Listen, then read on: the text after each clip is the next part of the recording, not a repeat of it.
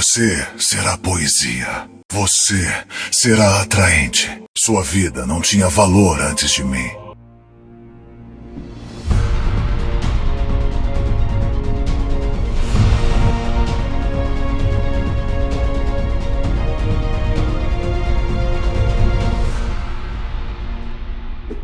Olá, World tudo bem? Aqui é Rafael Campos, estamos com mais um episódio falando sobre o World Builder de personagens do League of Legends. No episódio de hoje iremos falar sobre o Jhin.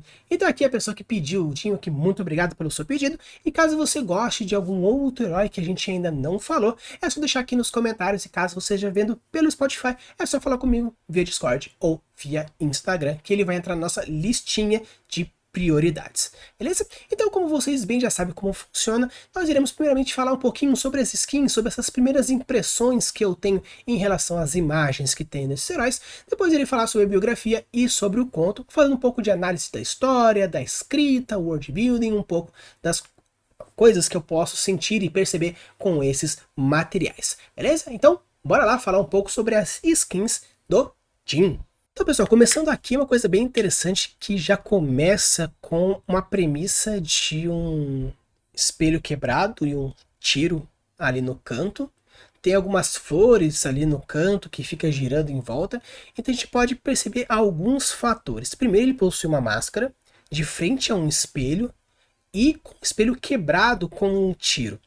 E muitas mídias e muitas histórias falam sobre essa questão da beleza versus a monstruosidade, onde seres muito monstruosos que têm vergonha da sua própria imagem por algum motivo, tem cenas de quebrar espelho, de socar o espelho, muito clássico se mostra, por exemplo, na Bela e a Fera, ou no Príncipe e o Plebeu, ou até mesmo no Príncipe da Máscara de Ferro também acontece essa premissa dessa história.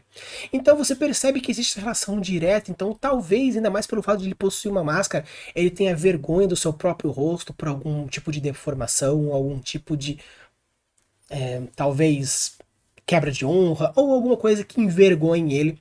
Porém, esse orgulho que ele tem de ser um pistoleiro, de ser um atirador, quebrando e dando um tiro nesse espelho. Então eu acho que faz uma referência bem interessante, ainda mais as flores em volta, parece bastante as rosas que mostram aquela rosa vermelha que aparece no filme da Bela e a Fera como o timing que ele tem até encontrar alguém que ame ele de verdade.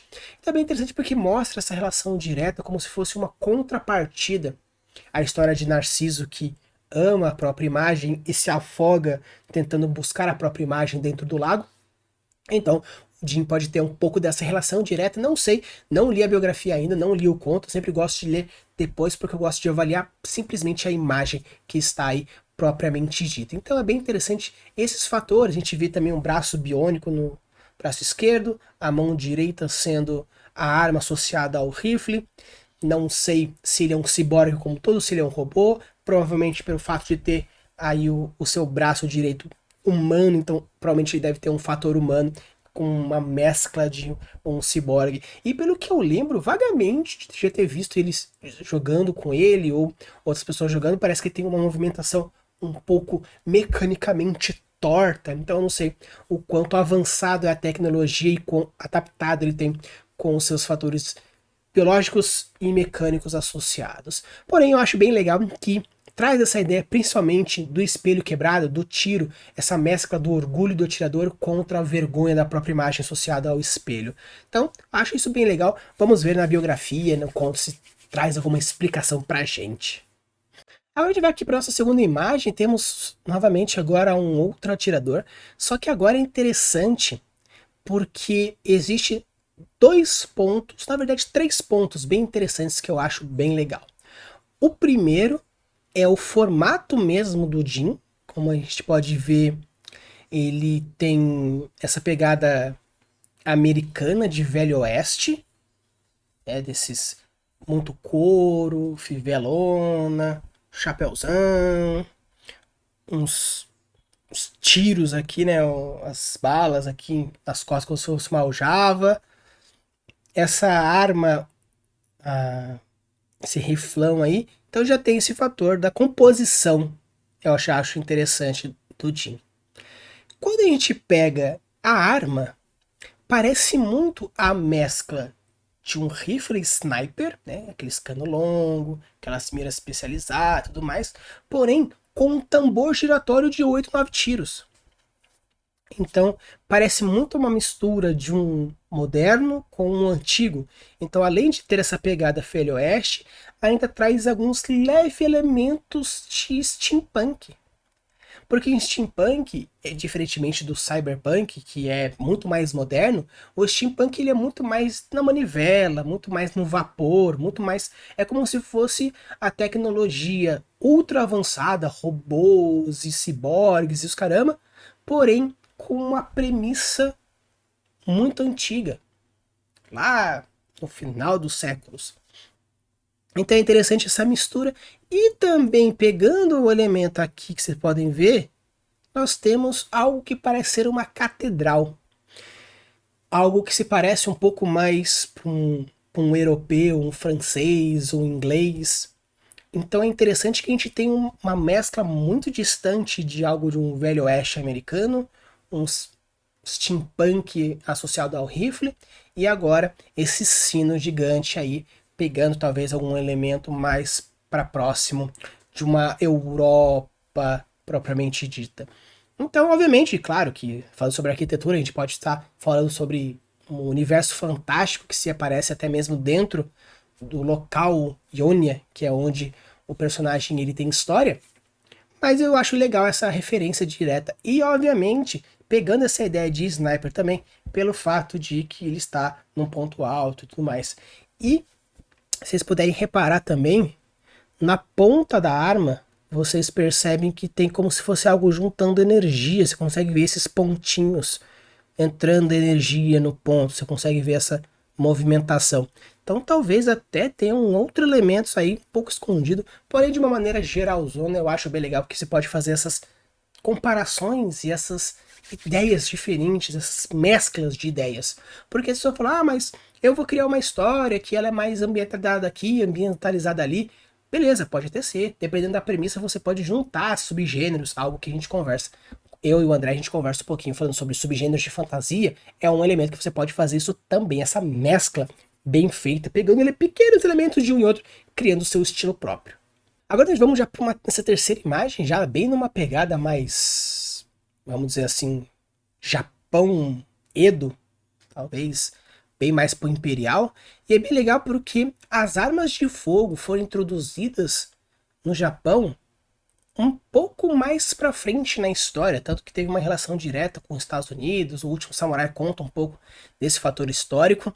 Então você vê muitas armas que foram usadas na Primeira Guerra entrando no Japão um pouco mais lentamente com a invasão americana e toda essa interação, tudo certinho.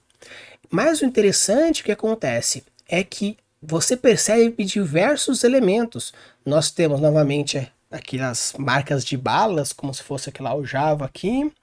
Nós temos elementos como Onis, né, que são as máscaras com chifre, não a máscara em si, mas né, o chifre do demônio. A gente vê novamente a lua roxa, algo que é algo muito comum dentro do universo de League of Legends, utilizar do roxo como um sombrio mais pro espiritualizado. A gente vê também a questão da marca e da associação.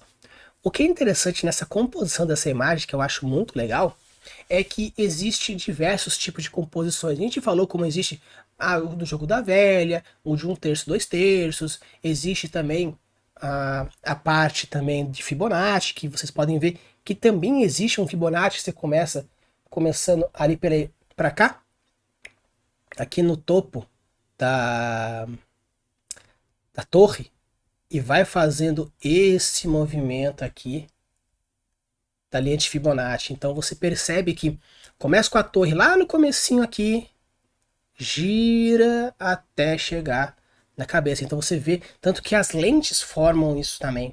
Então você percebe uma sequência Fibonacci na composição dessa imagem, começando lá, começando aqui, e girando até o centro da cabeça dele, onde também tem a lua bem focada. É bem interessante a gente criar essa percepção, tanto que você percebe que existe até essa ondulação na imagem.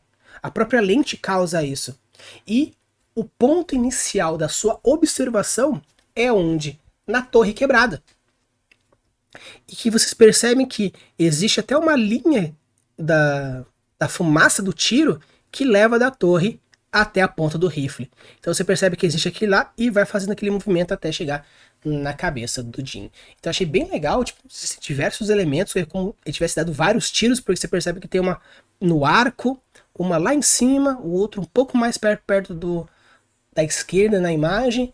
Então é como se tivesse deu um tiro, pá, 2 tiros, pá, 3 tiros, e foi quebrando. Pelo que eu sei, falaram que o tiro mais cabuloso do Jin é o 4º tiro antes de recarregamento.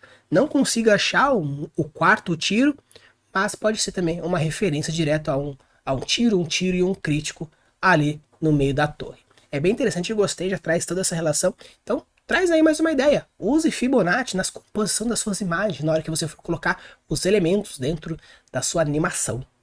Já agora a gente vê uma skin mais de time, né? São quando, pelo que eu descobri, pesquisei, conversei um pouquinho com umas pessoas que manjam, falaram que o League of Legends ele dava antigamente, não sei se ainda dá isso, para os campeões de uma certa season, o time campeão tinha os seus heróis que ganharam a final e eles ganhavam uma skin temática para aquelas pessoas e conversava para ver. Então parece que tem coisas assim. Então é um pouco difícil a gente avaliar um tanto a premissa, porque não é uma premissa do League of Legends, mas sim uma premissa do próprio time que ganhou.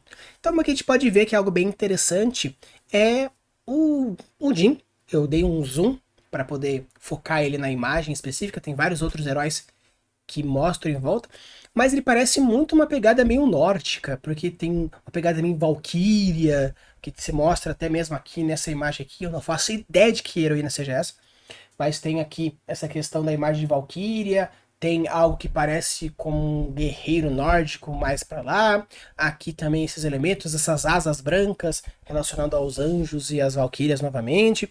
Então pode ser que tenha alguma relação direta, tanto que a arma ela é dourada, ela tem elementos muito lisos, muito retos e cristalinos, tem até um cristalzinho na ponta, então talvez tenha alguma referência nórdica, não sei muito, teria que ver muito mais a fundo, mas de uma maneira rápida e direta eu gostei bastante dessa composição. Obviamente eu posso depois num outro momento, quando a gente já acabar todos os heróis, que pelo que eu sei ainda faltam bastante, são 100 e poucos heróis, a gente tá aí lá nem no 10º ainda direito, mas em outros momentos que vocês acharem interessante, a gente pode também pegar todas essas imagens que são heróis juntos na mesma composição e falar um pouco da imagem, da composição como um todo. Porém, nesse quesito mais do Jin, eu acho bem interessante porque parece ser algo pegando uma mitologia nórdica, mais o conto das Valquírias. Eu acho bem interessante, a gente pode ir também utilizando essa referência. Agora nós já estamos entrando meio que algo bem mais futurista, né?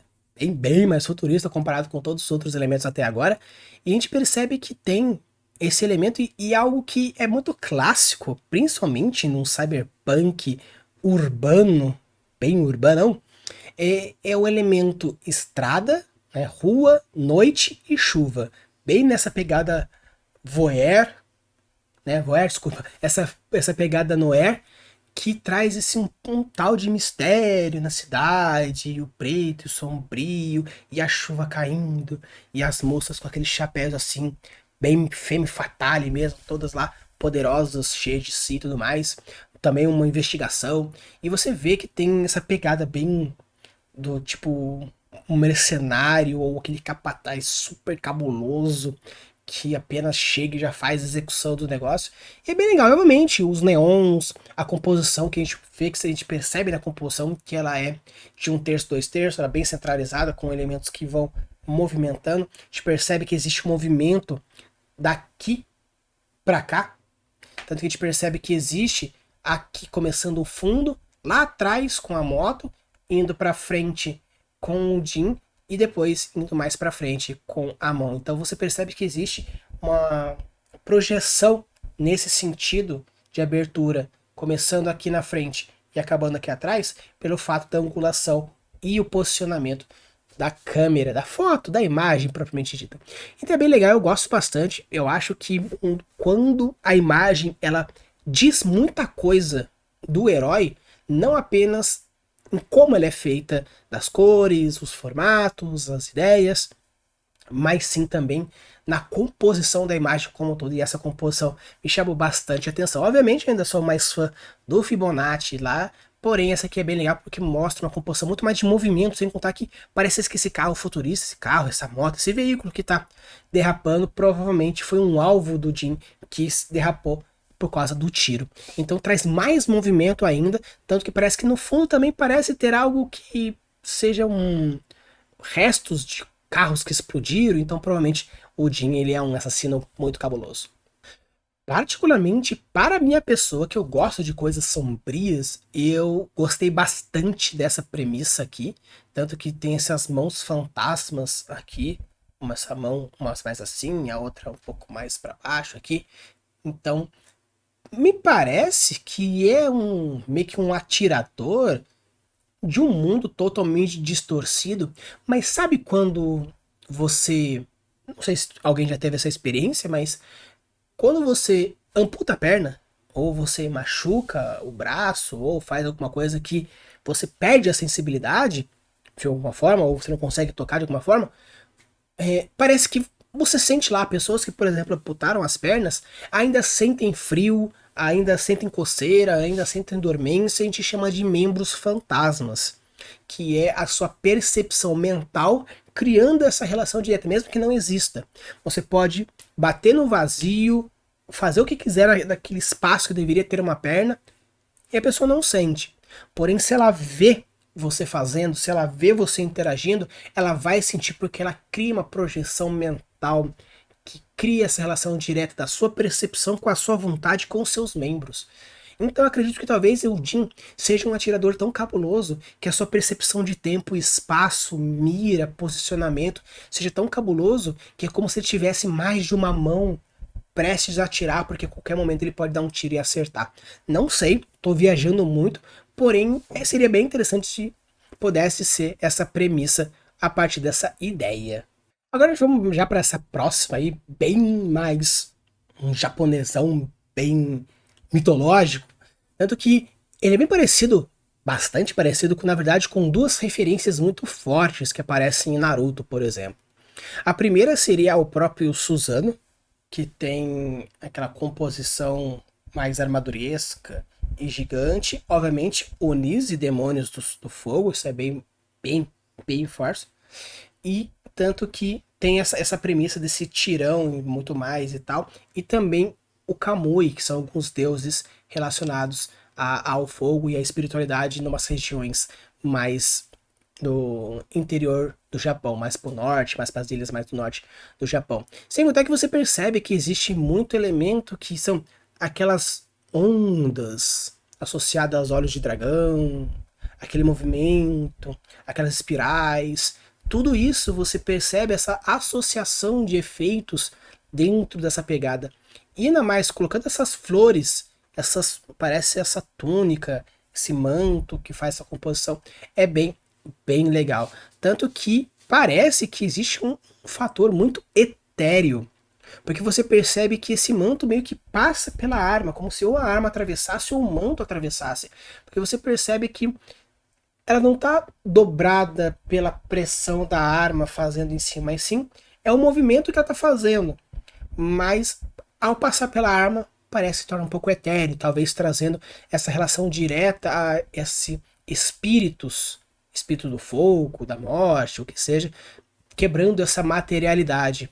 Tanto que parece ser algo que traz essa ideia, tanto que esse manto tem esse fogo que tem a borda pegando, talvez um fogo relacionado à própria entidade Jin que esteja representada, ou algum outro fator interessante. Mas essa mostra, e principalmente o que chama muito a atenção é a máscara junto com os detalhes, tanto que essas mágicas Kabuki também há umas mágicas Tengu, que também tem esse narizão mais pontiagudo, juntamente com o Oni, traz todas essas referenciazinhas. Eu acho bem legal, porque você faz essas mesclas, porém, traz muito a cara. O outro tinha um japonês bem mais clássico, do ninja e tudo mais, nesse aqui muito mais pro mitológico, para as entidades, demônios, portais, energias. Então, apesar de ser a mesma premissa Japão, ou algo mitológico ou fantástico, nesse é um pouco mais fantástico que o outro, apesar de ser uma mescla bem diferente, mas uma premissa bem parecida. Esse também é uma outra imagem de time. Eu tenho um zoom no Jin para mostrar. Eu não entendi muito a proposta, parece ser algo muito divino, né? Que ele tá todo gostosão lá, falando. Sabe aquela ideia do Dr. Manhattan, que é uma entidade que antes era humano, mas depois criou uma percepção da existência tão gigante que ele perdeu a humanidade. Então talvez tenha alguma relação direta, tanto que essa entidade de olhos claros, esse brilho, esse esplendor que ele tem com os braços abertos, meio que tipo, aceite-me ou tome uma snipada na testa, pode ter essa relação direta. Eu não consegui pegar muito, mas eu gostei. Eu acho que talvez entendendo talvez um mundial ou entendendo um pouco mais da história do time, daria para fazer, ou até mesmo fazer uma relação direta com todo o arcabouço inteiro dos outros heróis, talvez esteja para fazer alguma relação direta, mas acredito que nesse entre um pouco mais pro entidade galáctica, divina, superior. Acredito que seja mais para essa pegada mesmo. E aqui a gente chega na última skin do Jin, que é uma skin meio galáctica, onde parece ser algo girando aqui, algo parecido com um buraco negro, uma energia em espiral, obviamente, mas algo um tanto nebuloso. Pelo fato de ter toda a composição de imagem, você poderia até realmente pegar que tem uma proposta bem Fibonacci aí, porém invertida, começando já agora desse lado e indo pegando aqui. Porém, esse movimento aqui, apesar de poder encaixar, eu acho que ele entra muito mais com o que a gente chama de princípio de foco de visão, que você força a sua visão para ir para lá, onde começa ele ainda de costas, com uma das mãos para trás, a outra meio que apontando no caminho, vamos, né, no outro ponto, apontando o caminho para lá, forçando a sua observação para ir para lá, como se fosse algo hipnótico, guiando o seu olhar para aquele ponto. Obviamente as cores, o brilho, a ideia, tudo isso faz isso, tanto que também a jaqueta dele está sendo meio que puxada também para esse redemoinho. Então todos os elementos fazem com que o olhar vá para lá. Por quê? Não sei, talvez se você forçar um tanto a amizade, talvez a gente ache alguém ou alguma coisa. Deixa aqui nos comentários caso vocês consigam achar alguma coisa que esteja ali no meio, perto da espiral. A gente pode ir discutindo. Parece que próximo, um pouco à direita, tem algo como se fosse um letreiro de alguma coisa, então talvez seja uma cidade e isso seja apenas a consequência de um tiro galáctico ou alguma coisa que cause um certo tipo de confusão. Talvez sejam pessoas, tanto que parece que entre o braço dele e a túnica parece ser uma pessoa. Então talvez o tiro dele tenha gerado essa distorção tempo e espaço. Não sei se isso explica na sua biografia ou se você explica dentro de algum conto. Porém, esse Jin, especificamente, pelo menos, teria a capacidade de ou causar uma confusão mental cabulosa, como se fosse uma confusão à la LSD, ou realmente ele consegue distorcer o tempo e espaço. Não sei, vamos descobrir vendo um pouco da biografia e um pouco dos contos desse herói. Pessoal, agora a gente vai para a biografia do Jin. É uma coisa interessante, pelo menos minimamente interessante, uma história escrita por essa pessoa, é que ele tenta meio que apresentar outros personagens. Zed é apresentado, Shen é apresentado, todos eles dentro do mesmo contexto, e tem o Kusho, que ele é o pai do Shen e mestre do Zed. Para resumo de história, basicamente, pessoas estavam morrendo e parecia ser obra de um demônio. Foi pedido a esse grande mestre Kusho que acabasse com esse demônio, porque era uma família famosa por essa questão de banimento, espirituais e tudo mais. Então ele decidiu levar o Shen e o Zed, o seu aprendiz, junto. Demoraram vários anos, eles não conseguiam descobrir quem era, até que pensaram que poderia ser uma ação humana, até que sim, realmente era uma ação humana. E descobriram que Jin, que o nome era Kada Jin, né, Khada Jin, ele era um um contra-regras, né, dentro de espetáculos, e ele era um assassino frio e maldoso e tudo mais. Então prenderam ele, colocaram ele no monastério para tentar fazer essa cura espiritual dele, porque ele era uma pessoa psicologicamente complicada. E depois de uma guerra que teve entre a região e os noxinianos, a galera da região decidiu libertar o Jin para que ele pudesse fazer as suas matanças em prol daquelas pessoas que o libertaram. Obviamente, como um ótimo assassino e um excelente psicopata, ele aceitou alguns pedidos, fez algumas coisas por conta própria, e hoje ele está solto por aí com a sua arma matando, deixando a sua marca registrada, que não foi falado qual é essa marca, acredito que seja marcas de tiro ou semblantes de tiro em algum local, ou que sejam essas flores, eu não sei, não deixou muito claro isso. Talvez no jogo mostre alguma relação, mas não faço nenhuma ideia, não traz essa referência. E agora está aberto. Agora, no quesito biografia, é uma história bem superficial. Por quê? Não fala da origem dele, não fala das motivações, não fala nada. Tanto que a história começa, se você dissesse que a história é a biografia do Shen ou do Zed, poderia até ser. Porque fala que o Shen antes era um rapaz todo bem-humorado, ficou frio depois de ver essas matanças, essas andanças. O Zed, que antes era um rapaz estudioso e bem aplicado, agora tá todo quebrado, todo puto e perdeu a cabeça. Então assim, você pode dizer que seria, por exemplo, a biografia do Zed, a biografia do Shen, que até entra. Porque mostra um pouco, talvez se a gente pegasse esse tempo histórico e voltasse alguns anos, talvez com o nascimento do Shen, ou a sua infância, ou até mesmo do Zed, você poderia claramente dizer que é a biografia deles. Então fica um que a desejar sobre a biografia do Jin. Parece muito mais um relato. Porque começa falando que todas as lendas possuem as suas verdades. Só que essa mania que a Riot tem de escrever lendas sobre os seus heróis é muito chato. Se por acaso existem outras informações em outras mídias, beleza, mas se você tem um site que você põe os seus heróis, põe as histórias e as artes, deixa o negócio mais bem explicado, deixa o negócio mais cativante, porque uma lenda que fala, existia um demônio antes e depois descobriram um ser humano, porque toda atrás da sua história tem uma verdade. Bom, beleza, grande porcaria, entendeu? Eu quero história, eu quero reviravoltas, eu quero conflitos. Ele tem um certo embate com o Shen, mas o Shen aceita, o Zed fica puto e não pode fazer nada, mas daí ele acaba o Jin matando algumas galeras da família do Zed, e também não explica nada. Então, parece muito mais uma citação.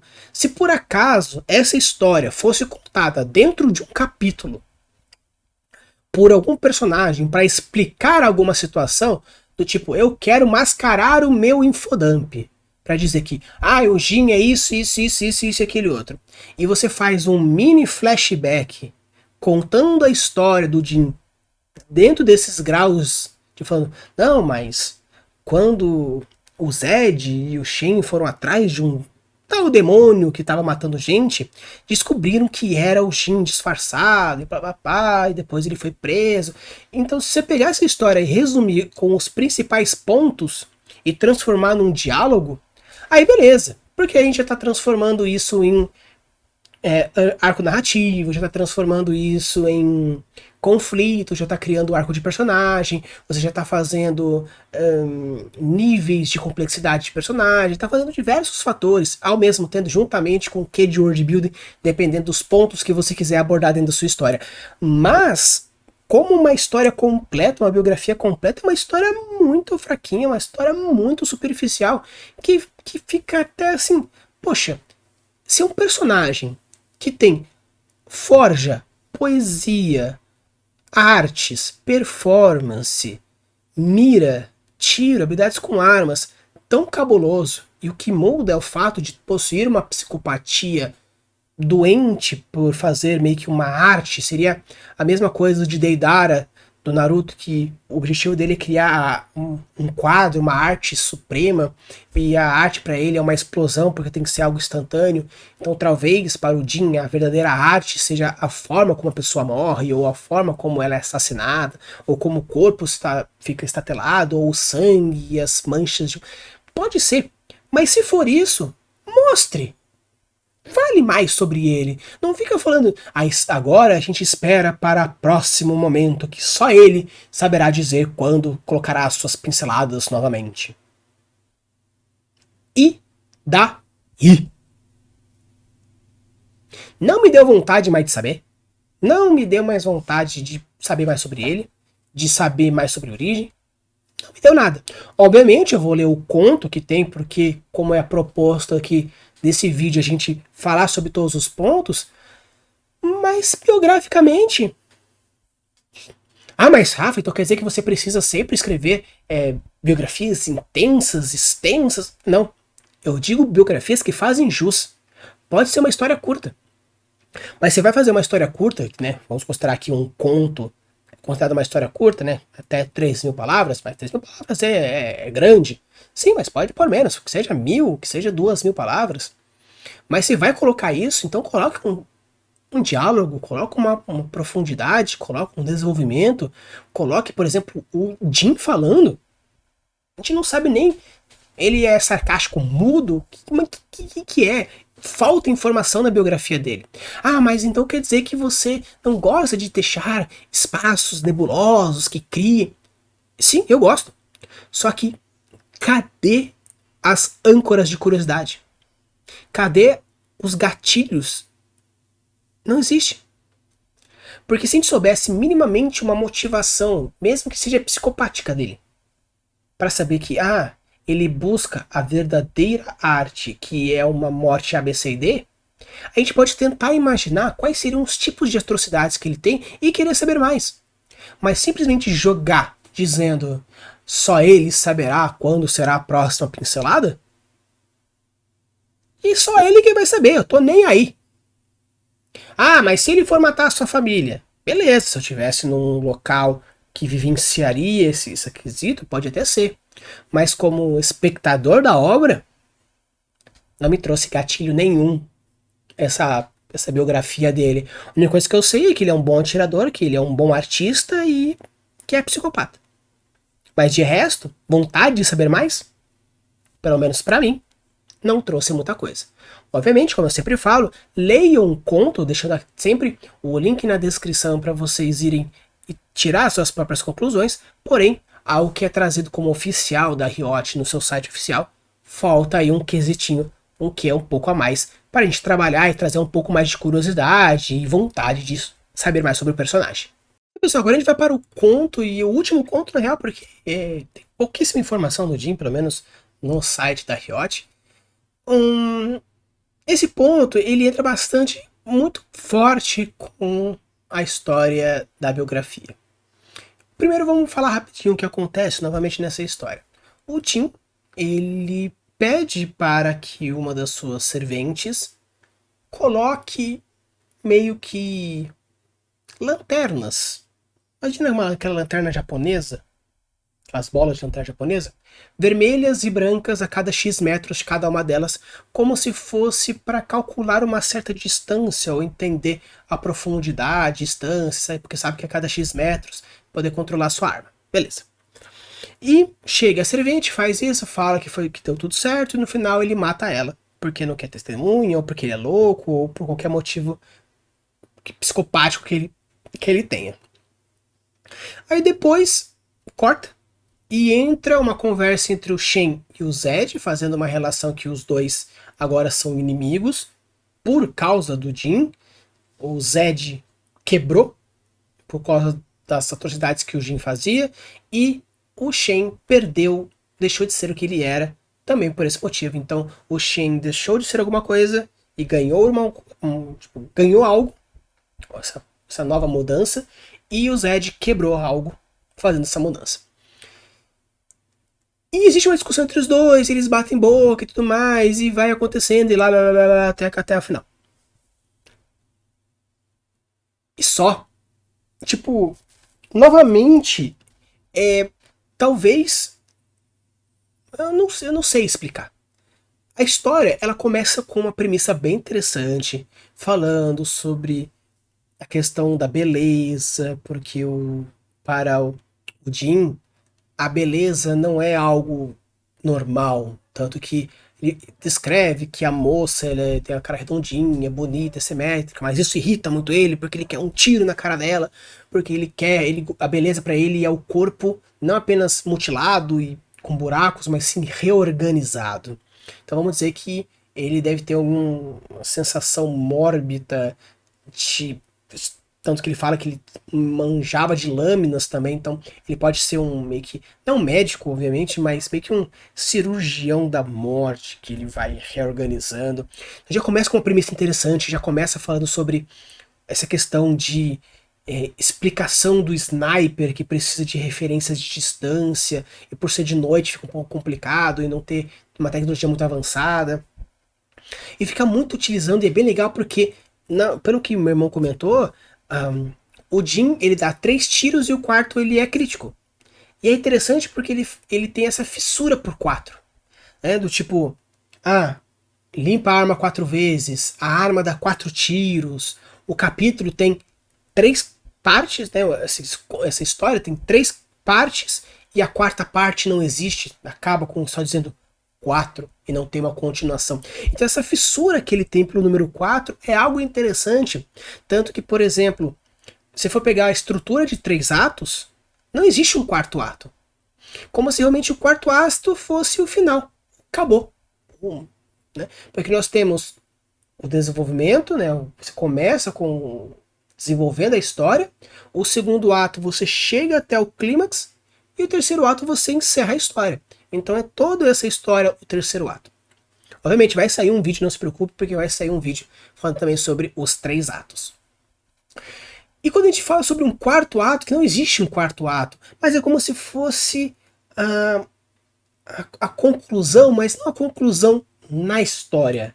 Seria a consequência dela, a conclusão dela depois da história. Seria o que acontece com a pessoa depois que acontece, depois que leu a história, e entrando como o princípio para entrar no primeiro ato de uma próxima história. Então você pode fazer essa relação direta. O 4 também representando uma questão de materialidade, porque o 4 forma um robusto, um quadrado, um firme, um sólido, mostrando essa materialidade, não essa humanidade do tipo, um ser humano, mas sim essa humanidade, digo, mais para o material mesmo. Então, talvez esse 4 traga diversos simbolismos para ele. E fica muito reforçando o 4, 4, 4, 4, 4, 4. Porém, ele fez algo que a gente chama de promessa cumprida.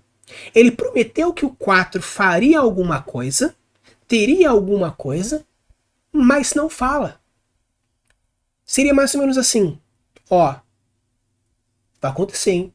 Vai acontecer, hein? Vai acontecer. E no final não acontece nada. Criar uma expectativa para um leitor e não fazer nada com essa expectativa é algo que frustra de uma tal forma que, mesmo que a história seja ótima, você sabe, você fica com esse sentimento de frustração, mas podia ser melhor. Então, quando você coloca a lanterna, que é deixar muito claro uma informação, seja ela surreal ou que você quer realmente mostrar muito essa informação, prometer que ela é importante, é complicado se você não cumpre.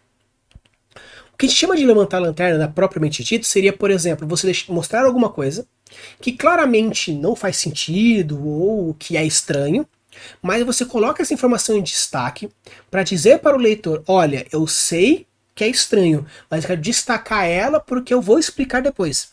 Mas eu quero deixar esse estranhamento logo aí para você, que é um dos gatilhos muito interessantes na literatura, que é o gatilho da estranheza. Você gerar uma estranheza, alguma coisa que incomoda, para criar uma possível plot no futuro, vir a fazer um plot twist, fazer uma explicação. Então, você mostrar alguma coisa, levantar a lanterna para uma informação estranha, é muito bom. Porém, você precisa justificar depois. Você precisa trazer a informação depois. Porque senão você vai estar cumprindo alguma coisa e não vai estar fazendo. Você vai estar prometendo que vai acontecer e não cumpre. Então, começa a história dizendo da psicopatia, da arte, da malevolência, que ele vai mudar a cara, que isso, e aquele outro, pra depois entrar de novo na história do Zed com o Shane e entra, e depois só lá pra frente da história que retoma um pouco a relação com o Jim, mas o Jim de uma forma indireta, porque ele tem coisa da família e tal. Então assim, tem muito erro narrativo. Obviamente tem alguns erros de português, sempre tem aquele fala, tradução feita e mal feita, porém a história trazida nesse conto fica um tanto a desejar, tão complicado, que mesmo que crie uma situação interessante, é mais porque você gosta do Shank, você gosta do Zed, e você quer saber mais sobre eles. Por isso você aceita essa mescla, porém se você gosta do Jim, tanto faz porque tanto fez. Não sabemos a origem dele, não sabemos porque ele é assim, não sabemos características, a gente não sabe nada, a gente sabe algumas pequenas coisas, tanto que a história para explicar mais sobre o Jim é para explicar mais sobre a biografia dele e não é explicado nada. Obviamente, falando no começo, como eu disse, falar um pouco sobre colocar ganchos, gatilhos, sementes, e você não cultiva essa semente, você não explica essa semente, você não traz uma informação legal explicando de alguma forma, ou criando uma motivação ou uma reviravolta na história, fica só algo do tipo, legal, pô. Se você não tem a capacidade de escrever sobre transtornos mentais de uma forma que fique interessante, escreve.